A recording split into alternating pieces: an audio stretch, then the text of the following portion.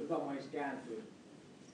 Pelaa toinen kärki läpi tai ottaa toi pelaaja tuolta mukaan ja olla 2-1 olla niin lähellä linjaa.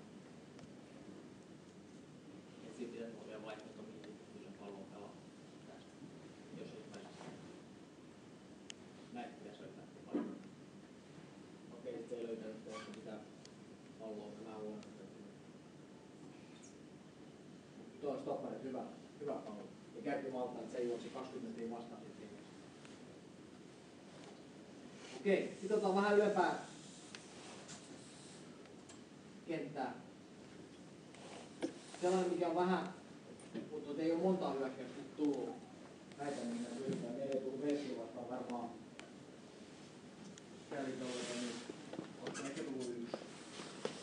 Jos me ei päästä nopeasti, jota ei tule paikkaan, niin maltetaan hallita. Ei pelkästään nyt me halutaan palloa, että me kierretään puolustuksessa.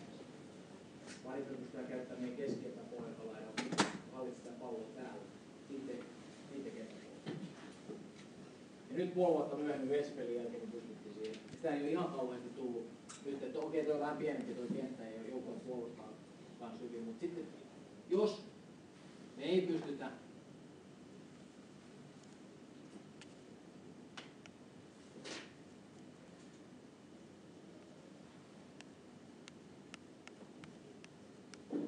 niin vastustaja palaa niin syvälle. Otetaan vähän.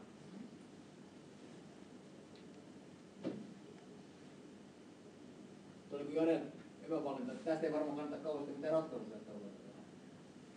No, Prässi jalka on aika hyvä, ei pysty laukua, ei tule mitään juoksuja.